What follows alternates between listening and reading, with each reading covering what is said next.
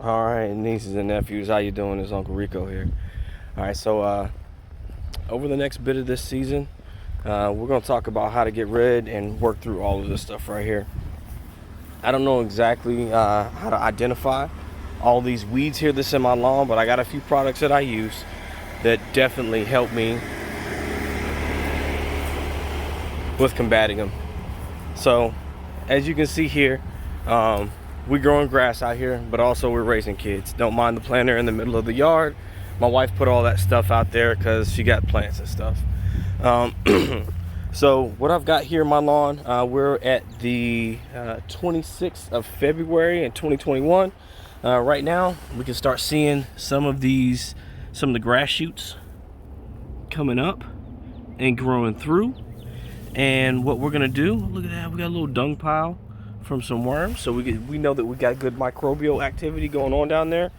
All right, and we're just gonna talk through this season, and I'm gonna show you some of the things that I use and some of the methods that I use in order to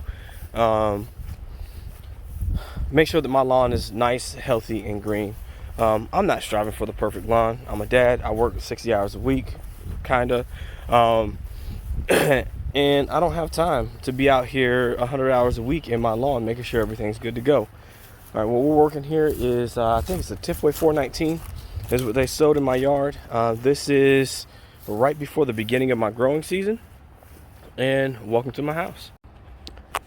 So one of the biggest challenges that a lot of us down here in the Georgia area, the 6A, I think my growing zone is that we get a lot of rainfall at the very beginning of the season, and off into the summer we begin to get a lot of drought, and we're going to talk about that. So I'm giving you a pretty good view of what we have, what we're working with.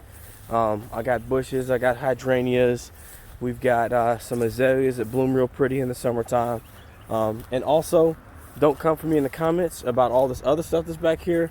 I'm raising kids, I ain't growing grass. So this area back here is never gonna get sodded. It probably will never get treated.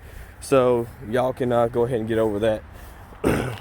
So right up here on the hill is some contractor grade grass that I'm gonna be renovating this year. As you can see, it's got the diaspora of all of the different type of weeds that we have here. Here in Georgia, I've also got some blackberry that grows in right here. So what I'll be doing is taking care of this season.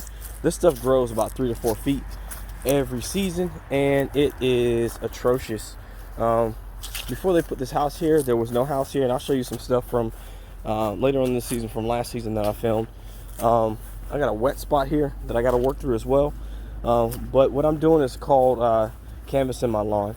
What you're going to find out is that you'll see some spots that you know that you need help with, that you're just gonna have to go through and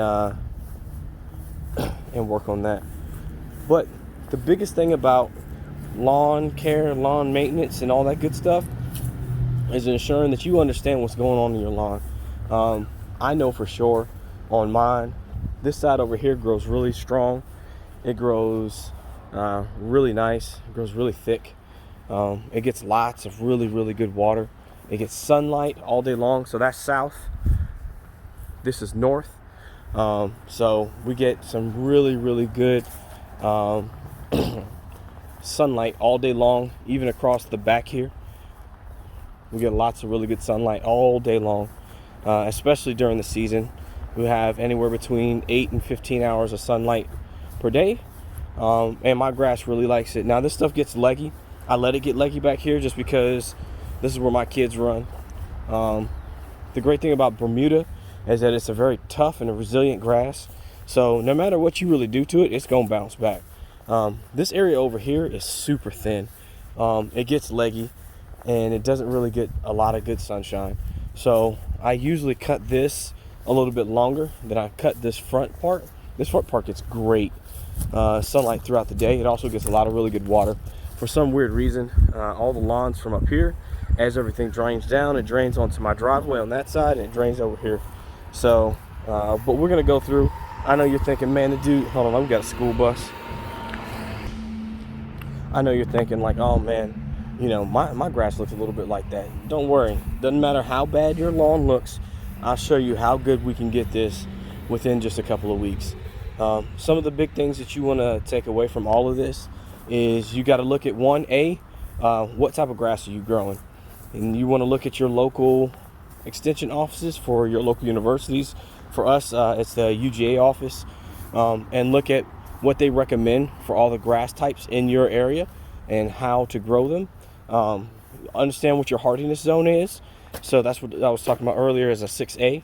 Once you understand your grass type, your hardiness zone, then you're going to look at what kind of what kind of environment do you have here at your lawn. So you're going to look at how much sunlight do I have on the north side, the east side, the west side, and then you're going to look at how much area you have.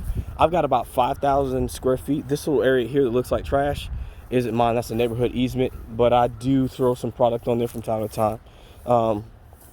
I've got about 5,000 square feet of lawn area that I take care of.